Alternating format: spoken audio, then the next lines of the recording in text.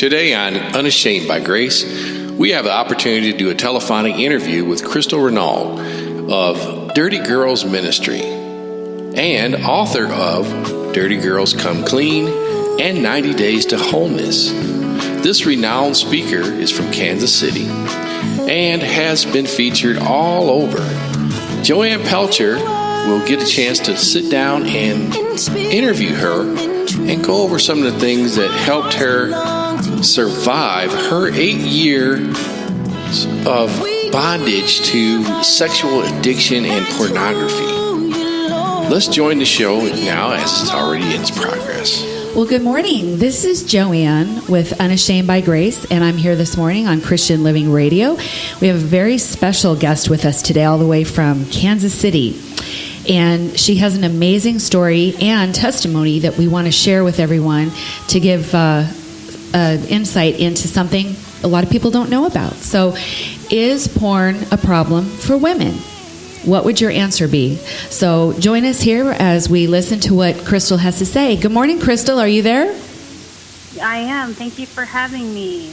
You're welcome. Well, I am so excited. I can't wait to hear your story. So if you wouldn't mind, just, tell us a little bit about your background and your story, if you don't mind. And we have a lot of listeners from all over the world, not just here in Arizona, where we're from.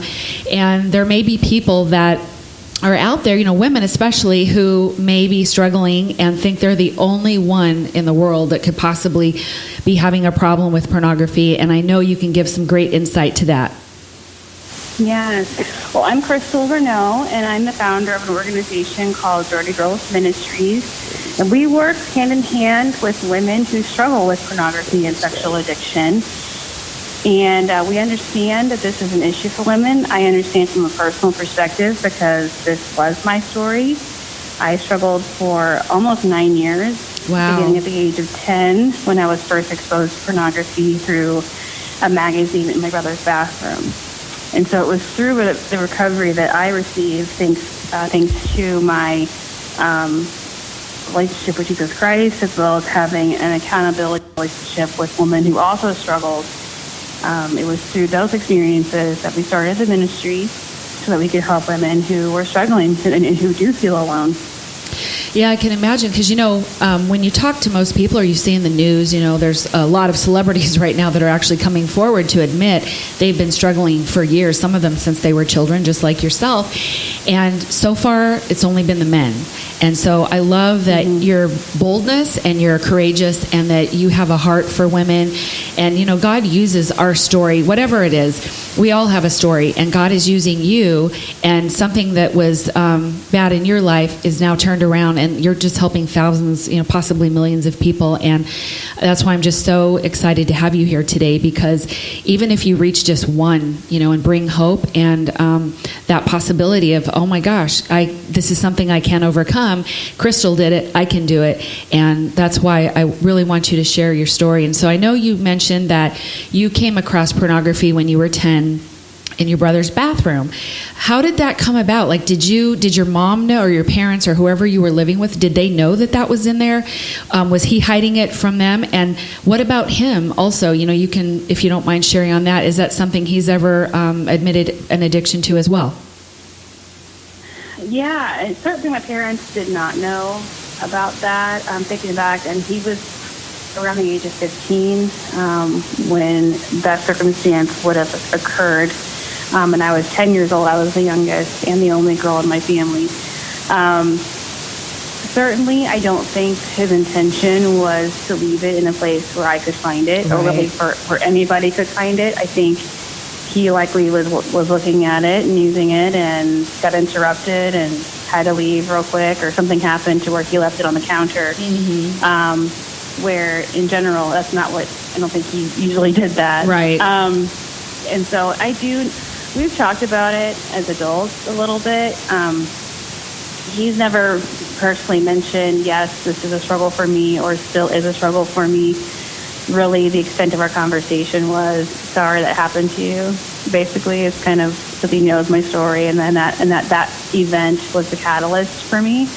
And so he has acknowledged that, but he has never, actually said this is also a struggle for him. But I can imagine that it is, because most men, I think, struggle with either the temptation to or actually do it. So, yes. Yeah. Well, I have two things to say about that. And one is, with your brother, even if he never admits anything to you or to anyone, just knowing that you're his sister and having all this knowledge that you provide to help thousands of people is hopefully helping him with everything he reads or hearing your, even today, he hears you on the radio, or he had read some of your articles that I understand you've been not just on like Christianity Today, but in the New York Times and ABC News and the 700 Club, and I can go on, the list just goes on and on and on.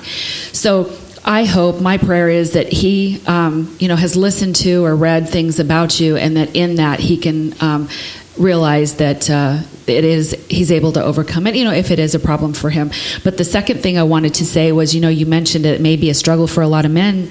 I went to a church many years ago, and the pastor there had said, he said that pornography is a problem. This was many years ago.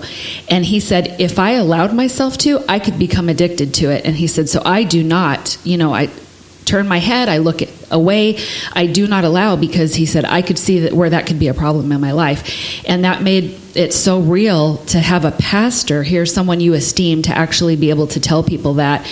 And so, that it would be a problem for even a man of God. And so he just chose to, always turn his head or not look at things because he didn't want it to become a problem. Yes, absolutely. I agree.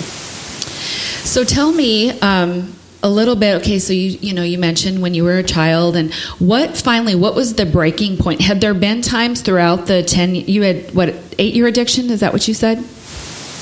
It was just about 9 years. 9 years. Yeah. So through the 9 years, were there times where you tried to get help or wanted to get help, or was there just a final breaking point after the 9 years where you realized you needed to be free of this? Mm-hmm. Throughout my journey, I think there was definitely times where I was like, I need help. I need this to stop. I need to stop.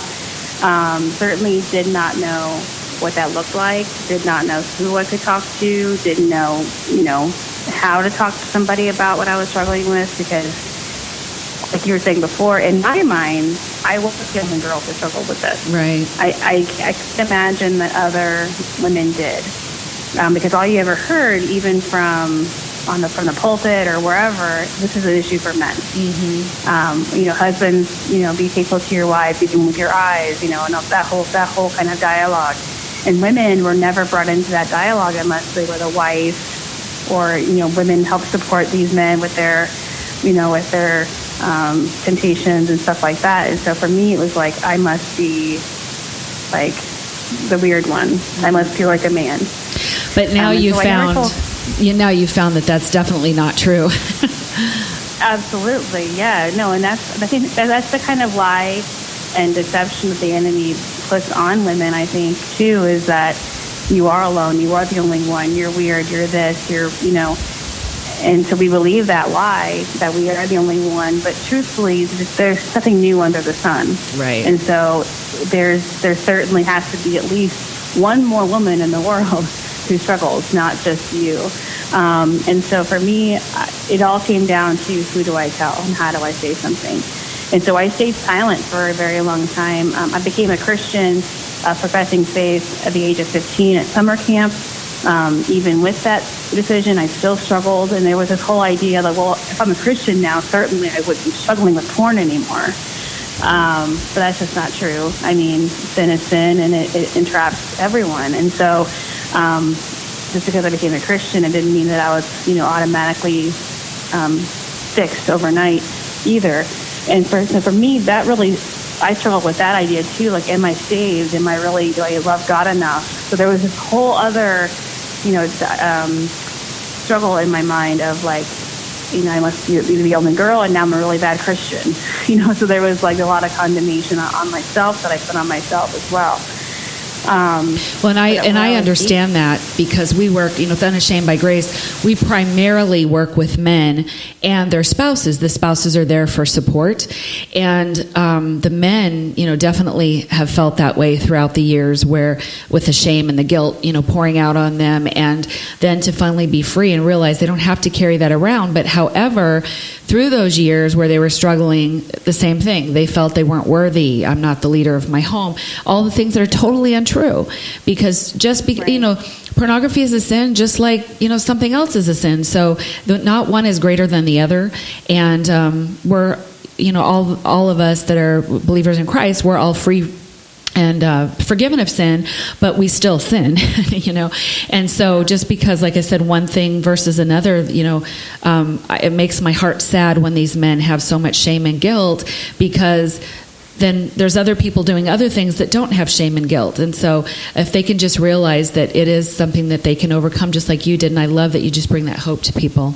Hey, this is AC Green. You're listening to Christian Living Radio. Much more than just Christian radio. It's a lifestyle. Yeah. Well, and think about that from, if men feel that way, how must women feel? Yes. Because it's not talked about at all, or very, very little. And so for me, because of that, I was isolated. I didn't tell anybody. I tried really hard to be the best Christian.